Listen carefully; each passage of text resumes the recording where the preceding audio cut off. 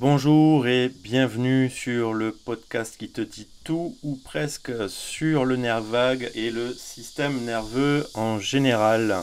Alors, de nouveau, bienvenue pour les nouvelles personnes, peut-être qui découvrent ce podcast à travers cet épisode, et bienvenue à l'ensemble des auditeurs, auditrices qui ont peut-être suivi la chronologie au fil donc des différents épisodes. Aujourd'hui, un audio un peu différent. Je vais sortir de la chronologie que j'ai suivie depuis le début. On va aller voir un peu les raisons qui font que tu es intéressé et pourquoi tu pourrais être, en tout cas, motivé à continuer ces écoutes de ces épisodes. Avant tout, je souhaite remercier bien toutes les personnes qui m'ont envoyé des messages, qui ont rejoint le canal Telegram. Je le rappelle, en description de chaque épisode, tu as un lien vers donc un canal Telegram où on vient discuter, partager nos expériences, poser des questions, faire des commentaires, tout simplement m'encourager aussi à poursuivre.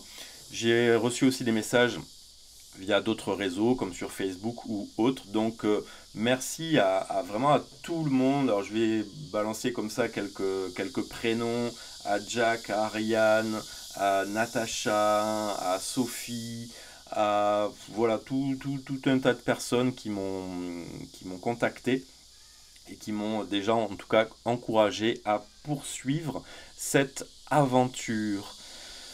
Aujourd'hui, donc, comme je le disais, pas mal de petites choses différentes. Je vais déjà essayer de changer quelque chose dans le format et d'entrée de jeu, m'excuser pour les personnes qui sont peut-être tombées sur l'épisode précédent, donc le hashtag 003, où j'ai fait un cafouillage lorsque j'ai mis la piste audio sur la plateforme de podcast. J'ai mis l'audio qui n'était pas monté.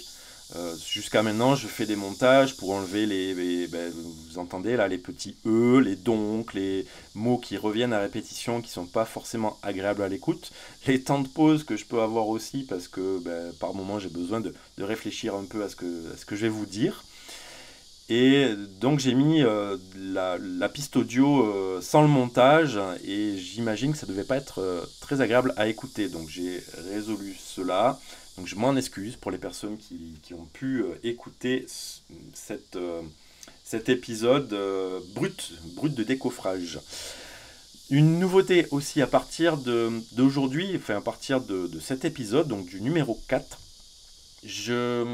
j'enregistre en vidéo. Donc tu vas pouvoir, si tu le souhaites, me rejoindre via YouTube. Je le fais, alors ici, il n'y a pas trop d'intérêt à aller venir m'écouter via la vidéo. Néanmoins, c'est aussi pour attirer d'autres auditeurs et auditrices. Et parce que quand je vais faire des interviews avec des vraies personnes et non pas des éponges ou des cnidaires, je vais filmer ces interviews, si la personne évidemment est OK, et je diffuserai les échanges que j'aurai avec ces invités via YouTube. Ce sera évidemment disponible aussi sur les plateformes d'écoute de podcasts. Alors, on enchaîne. Alors, moi, qui je suis, Guillaume, petit point. Voilà, du coup, tu peux voir ma tronche via YouTube. Alors, c'est la même tronche qu'il y a sur la photo de présentation du podcast. Alors, j'ai pas le chapeau. Voilà, je raconterai peut-être la petite histoire du chapeau à un moment donné.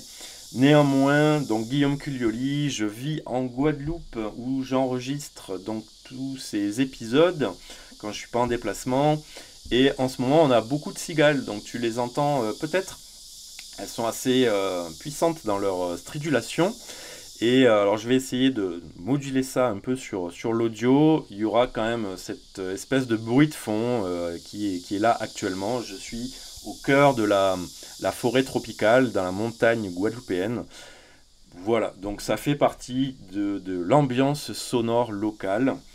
J'accompagne des personnes aussi bien en individuel qu'en groupe. En individuel pour venir justement travailler sur retrouver une confiance profonde entre le système nerveux, le nerf vague et ta propre personne, histoire d'aller voir les peurs qui ont peut-être inscrit des choses et des modes de fonctionnement au niveau de ton système nerveux, comment alors c'est pas forcément les dépasser, mais c'est comprendre d'où tes blocages viennent et aller dealer avec ces blocages afin de, comme je dis souvent, vivre tes rêves et non plus rêver ta vie. Voilà, pour cette partie-là, j'accompagne aussi donc au niveau de l'alimentation des jeûnes intermittents, des jeûnes plus ou moins longs.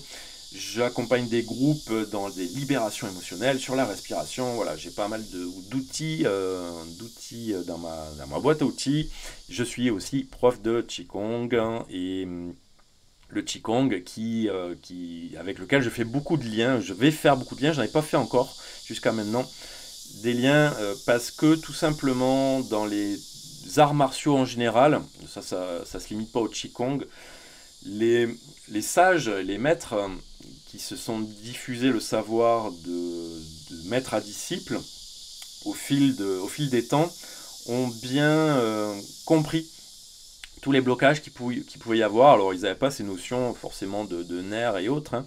Néanmoins ils ont proposé des exercices et des pratiques qui permettent vraiment d'aller déployer un certain potentiel au niveau nerveux qui rejoint beaucoup la science d'aujourd'hui avec toutes les pratiques de respiration qui vont avec et tout ça. Donc voilà pour cette introduction. Voilà, je vérifie mon petit calepin. Je vais essayer de faire un enregistrement en one shot. Donc s'il y a des petites pauses, parce que ça fait aussi partie, voilà, je le dis là, je le pose, c'est une mise au point en fait, de ce qui va venir et de ce que je vais essayer de proposer. Ma manière de parler, en règle générale, je prends beaucoup de temps. Ici, le tempo que j'utilise, pour moi, est assez rapide. Je le fais exprès parce que je sais que s'il y a trop de pauses, que si je commence à parler trop lentement, à avoir une fréquence de voix trop basse et trop grave, ça va en endormir certains, je vais perdre des auditeurs et des auditrices. Donc je suis obligé, je préfère prendre un ton plutôt dynamique. Et ça, grâce aussi à mon système nerveux, mon nerf vague, que je viens polariser en quelque sorte sur la fréquence sympathique, vagale sympathique. Alors c'est quoi tous ces termes? Eh bien justement, c'est ce que je vais essayer de clarifier aujourd'hui. On va pas aller parler d'animaux ultramarins, sous-marins, de dinosaures, je ne sais quoi, ça viendra dans les épisodes prochains épisodes. Aujourd'hui, je vais te faire remémorer peut-être des expériences que tu as déjà vécues. Ces expériences qui ont impacté ton organisme et à force de vivre ces moments, tu t'es peut-être rendu compte de fonctionnement interne. Et ça va être par exemple, bien tu vas te baigner dans la mer, dans un lac, hein, et où tu te trompes au niveau du robinet de la douche, et tu mets l'eau froide en fait. Et là où tu mets tes pieds ou si tu es sous la douche, c'est vraiment très froid. Et d'entrer très rapidement, surtout si tu n'es pas habitué au bain froid, ton corps va se crisper, ta respiration va devenir allaitante et ton rythme cardiaque lui aussi va s'accélérer avec tout un tas de phénomènes qui vont apparaître si tu restes plus ou moins longtemps là-dedans, avec notamment comment on dit, la frilosité, j'ai perdu mon mot, eh bien c'est pas grave, des tremblements, voilà, ton corps qui va commencer à trembler dans tous les sens pour chercher à se réchauffer. Et là, bien tout simplement, c'est ton système nerveux qui réagit à son environnement. C'est peut-être aussi ce genre de situation quand tu viens de vivre une émotion forte et selon l'émotion dont tu vas faire l'expérience, ça va couper la plupart de tes besoins physiologiques pendant un certain temps, notamment l'envie de manger. Alors, ça n'arrive pas à chaque fois, et en tout cas, c'est peut-être quelque chose dont tu as déjà fait l'expérience. Et encore une fois, ici, c'est ton système nerveux qui a réagi et qui va mettre alors c'est même pas en quelque sorte, il va mettre en pause certaines fonctionnalités de ton corps pour pouvoir répondre à la situation présente. Si tu es sportif, je prends un autre exemple. Si tu fais des sports d'endurance comme du trail, des marathons, enfin voilà, vraiment que tu cours suffisamment longtemps pour avoir besoin de t'alimenter à un moment donné lors de ton effort physique, ça peut être autre chose que le sport de course évidemment, t'as peut-être senti ça aussi. Alors là, c'est pas du tout agréable et c'est pas du tout, l'image n'est pas très glorifiante, j'ai envie de dire. T'as faim, la faim est là, est présente, et tu vas manger. Et au bout d'un moment, en fait, à force de manger, et parce que l'épuisement est là aussi présent, ton corps n'accepte pas ce que tu vas lui mettre à l'intérieur. Ça peut être aussi de l'eau, un liquide, sucré ou autre. Et en tout cas, ton corps va le rejeter. Et ça arrive souvent, là quand j'enregistre, on est en plein UTMB, c'est la grande course de quartier, on appelle ça, à Chamonix. C'est l'un des plus gros événements mondiaux de trail et d'ultra trail. Et on voit souvent des participantes et participants qui se mettent à vomir au bout d'un moment, tout simplement parce que l'organisme doit faire un choix entre, ok, je suis en train de courir, de me déplacer en montagne, en plus dans un environnement pas totalement sécure, hein, même s'il y a d'autres personnes autour de nous. Néanmoins, la montagne, notre organisme sait très bien que ça peut être dangereux. Et donc il y a cette notion de faut vite que j'aille au final franchir la ligne d'arrivée là où je serai en sécurité. Et en même temps, j'essaye de lui mettre des choses à manger dans l'organisme, donc à digérer. Et en fait, le corps doit faire un choix. Il ne peut pas gérer les deux. Il faut juste imaginer que quand on digère, quand on active le système de digestion, ça demande beaucoup d'énergie. Ce sont des muscles, hein. On a des muscles le long tout autour de l'estomac, le long des intestins pour créer ce qu'on appelle le mouvement péristaltique. C'est ça, c'est des mouvements de compression, décompression au niveau de l'intestin pour faire circuler les aliments à l'intérieur de ce tube. Et donc ça demande des muscles. Et donc qui dit muscle dit sang, qui dit sang dit oxygène. Et tout ça contrôlé via le système nerveux. Donc le système nerveux, j'ai utilisé le mot contrôler, donc via notre système nerveux, on vient contrôler certaines parties de notre corps. Et je finis avec ma petite image de mon coureur qui se met à vomir. Bien tout simplement, en fait, comme il y a la personne en train de se déplacer à une vitesse plus ou moins importante, l'oxygène, le sang sont plutôt concentrés dans les jambes pour une personne qui court, dans les bras parce qu'il y a un mouvement au niveau des bras et dans la tenue droite, enfin debout du corps. Donc il n'y a pas d'énergie, surtout quand on arrive à partir de plusieurs dizaines de kilomètres, il y a beaucoup moins d'énergie disponible pour aller gérer l'alimentation. Donc il y a un choix à faire, et le corps il le fait très rapidement, non en fait là on est en train de courir, je ne peux pas gérer l'alimentation, donc je vais régurgiter, je vais vomir, tout simplement. Comme je le disais, notre système nerveux vient contrôler, nous aider enfin, c'est même pas nous aider, il le fait de lui-même. On appelle ça le système nerveux autonome. C'est-à-dire que notre système nerveux autonome, il est là pour gérer la respiration, le rythme cardiaque, la circulation de l'oxygène, la production des hormones.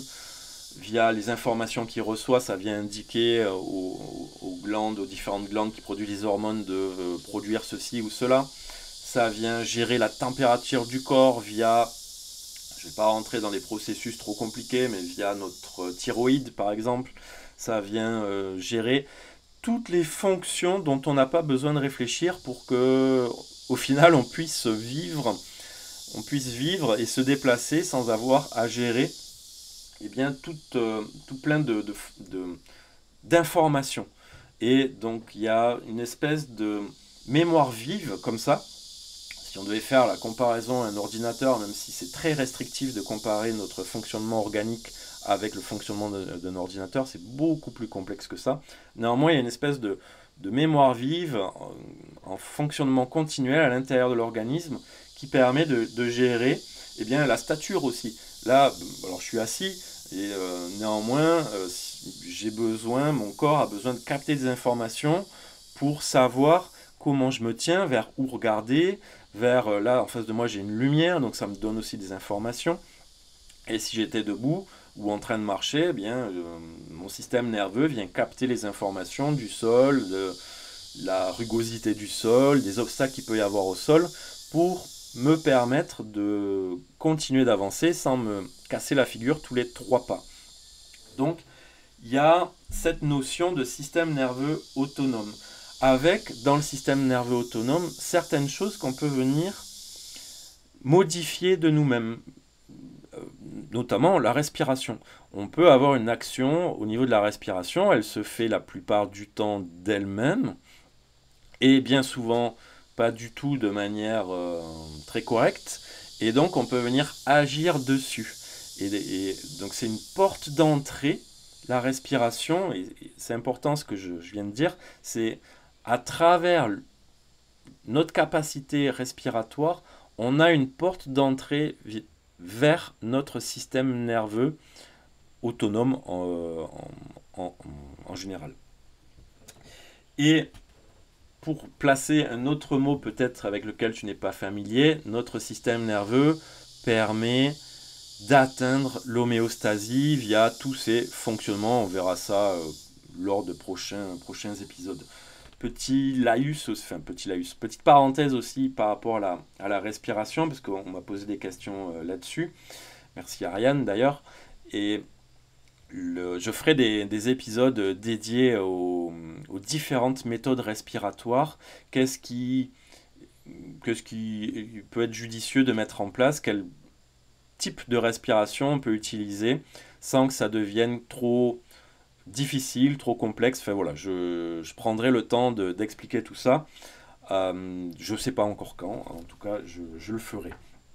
Donc l'homéostasie, c'est la capacité qu'a notre corps de retrouver un équilibre général à l'intérieur. Cet équilibre qui est toujours en variation en fait. La température va changer, là, par exemple il y a une petite brise d'air, mon corps capte cette différence de température que ça crée, parce que l'air est un petit peu plus frais, que je sens là, et il va aller voir si ça perturbe la température intérieure, s'il a besoin de venir créer de la chaleur à l'intérieur de mon corps pour rester à une température de 37,2 environ.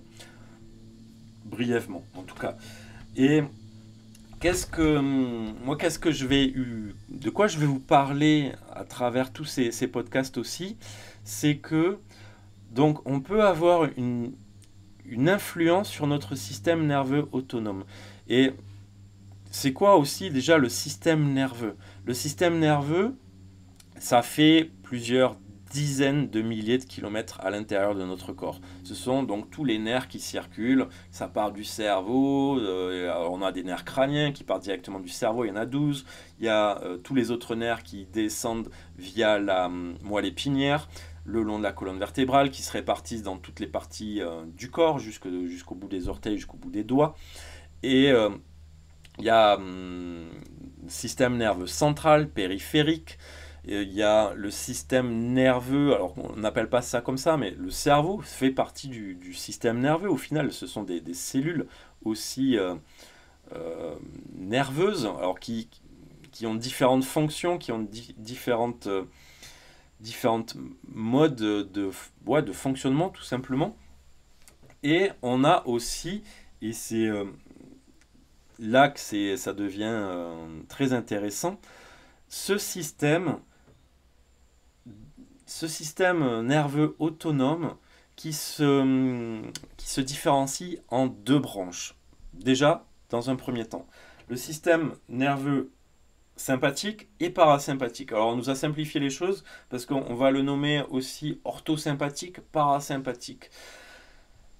Ce sont des termes en plus qui peuvent nous embrouiller parce que par exemple, quand je vais parler, alors je ne vais pas utiliser le terme d'orthosympathique, mais je vais utiliser le terme de sympathique. Quand je vais utiliser le terme de sympathique, on peut confondre parce que sympathique, on se dit ah oui, je suis détendu, je suis bien, je suis tranquille, je peux regarder le paysage, je suis en mode ouais, vraiment relax.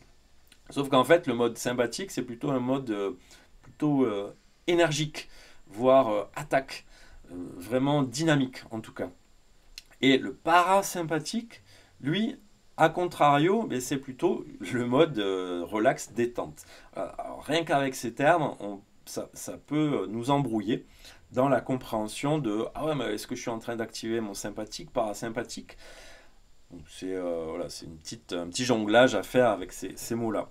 Et moi, je vais aller un peu plus loin parce que j'utilise la théorie polyvagale mise en place par Stephen Porges, qui est un professeur, chercheur hein, aux États-Unis, et qui a été un peu plus loin en utilisant donc le nerf vague. Et tout en restant sur ces notions de parasympathique, sympathique, alors je redis, sympathique, c'est la pédale d'accélérateur, où on va dynamiser. Là, par exemple, moi, je suis sur un mode sympathique pour parler rapidement, essayer d'être clair, audible, de faire attention à ma prononciation, tout ça.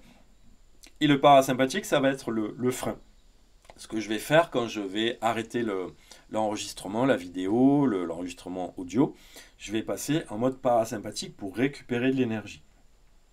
Et lui, donc le professeur Porges, a été plus loin en s'appuyant donc sur le nerf vague et en constatant que le nerf vague a lui-même différentes branches. Une branche plutôt ancienne, liée à ce qu'on appelle le dorsal, et liée au... si on prend les différentes divisions du cerveau, à la partie assez animale, reptilienne on appelle ça. Et la partie dorsale, c'est donc quand on est en dorsale, c'est comme ça qu'on dit, on est plutôt en mode gros frein, voire état dépressif, burn-out, effondrement total, ou ce qu'on appelle le figement. Et là, je vais introduire les notions de figement, attaque et fuite. Tu as peut-être déjà entendu ces trois termes, et c'est... alors, ça, c'est pas Porges qui l'a inventé, mais c'est Cannon. C'est un chercheur du siècle dernier, si je ne me trompe pas, même peut-être de 1800 et quelques. Voilà. En tout cas, c'est lui qui a mis en avant, à travers le parasympathique et le sympathique, ces notions d'attaque-fuite. Et par l'observation des animaux, et Porges en étudiant le corps humain, a rajouté la notion de figement, donc qui est au niveau du dorsal. Le figement, c'est la gazelle qui va tout bloquer, s'arrêter de fonctionner quand elle se fait attraper par un prédateur. C'est la souris, quand ton chat l'attrape, elle fait la morte. Voilà. Avant que le chat s'en passe à autre chose et que la souris puisse repartir dans sa vie. Et il a observé que donc il y avait dans donc dans ces divisions de branches au niveau du nerf vague, le dorsal est plutôt sur la face avant du corps, le sympathique, donc la pédale d'accélérateur, je le redis, et qui elle-même va se diviser en deux branches. Le sympathique agressif et le sympathique fuyant. Je reviendrai plus tard sur ces notions-là, parce que sinon ça va faire un audio, une écoute, un balado, comme on dit au Québec, trop long. Et je décrirai vraiment ces aspects-là pour différencier le sympathique fuyant, le sympathique agressif, et la quatrième notion qui est du nerf vague ventral. C'est important de suivre, pour moi, la chronologie de l'évolution, parce que, comme tu l'as compris, par exemple, le dorsal, on est vraiment connecté à quelque chose d'animal, de reptilien, comme on dit au niveau des différentes couches embryonnaires et du cerveau. Et euh, c'est- en comprenant d'où on vient, on va vraiment pouvoir agir sur nos fonctionnements actuels. Et comprendre que, par exemple, t'es en mode, je vais me mettre un bain froid dans un lac glacé ou dans un torrent de montagne, et mon corps a une réaction physiologique, c'est naturel, c'est normal, et que je peux avoir une action à travers ma respiration, donc qui est une des portes d'entrée via mon système nerveux autonome, pour accompagner le phénomène physiologique qui est en train de se produire et non plus subir l'état de je suis en mode je tremble dans tous les sens, je claque des dents, ma respiration est courte, tout ça. Eh ben non, en fait, ça je peux le changer. Et plutôt que de subir le bain froid, et me dire ah plus jamais, je déteste le froid, machin, tout ça.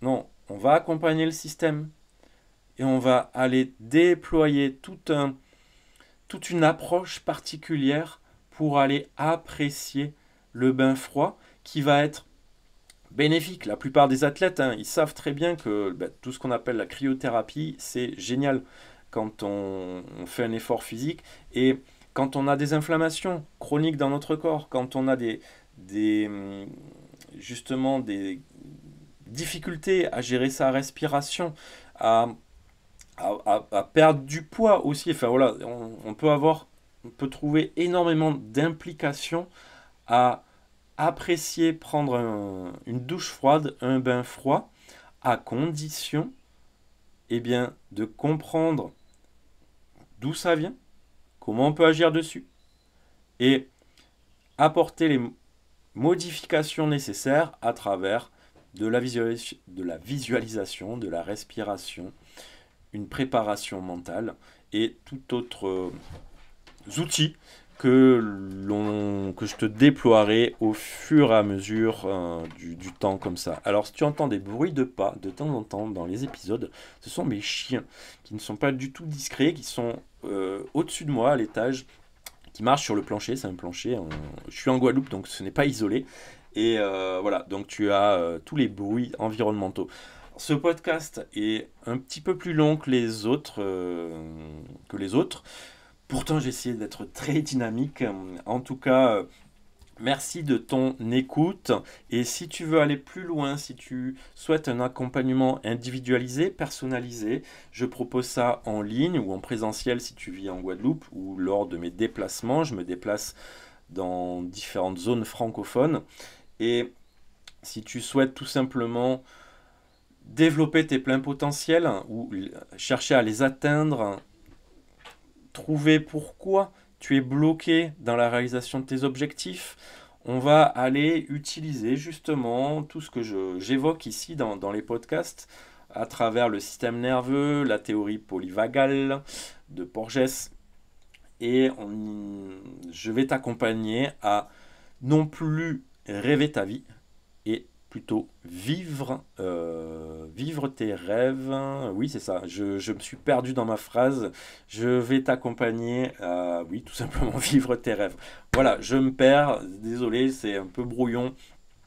C'est pas que c'est brouillon, mais je suis un peu perturbé avec le fait qu'il y ait la caméra cette fois-ci.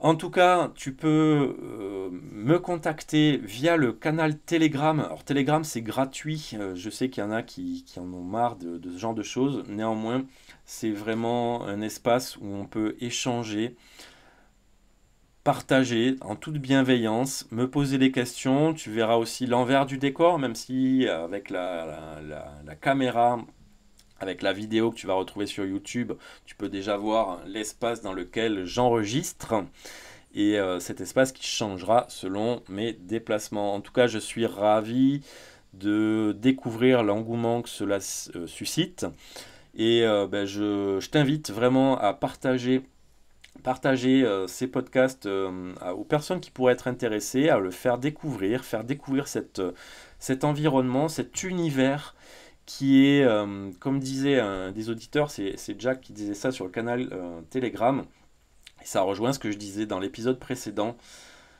l'importance de renouer avec cette vie et ce moment présent, comme il a très bien spécifié dans son message, parce que ce sont des moments au final assez brefs, même si on a l'impression qu'on peut vivre longtemps. Tu l'as peut-être remarqué au fil des épisodes, on est un tout petit brin d'expérimentation quand on regarde quand sont apparus les premiers êtres vivants unicellulaires, il y a plusieurs milliards d'années, je tiens à te le rappeler. Donc profite de cette vie, et c'est dans un système nerveux en sécurité, en confiance, qu'on peut vraiment apprécier chaque moment. Allez, à très vite. Et oui, petite chose aussi, si tu peux noter ce podcast et t'abonner afin aussi de recevoir les prochains épisodes, recevoir une petite notification. Et la note, c'est vraiment important parce que ça permet de me faire monter dans les classements. Et quand les personnes cherchent mon podcast, de pouvoir le trouver plus facilement aussi. Allez, encore merci, à très vite, la semaine prochaine tout simplement. À ciao ciao.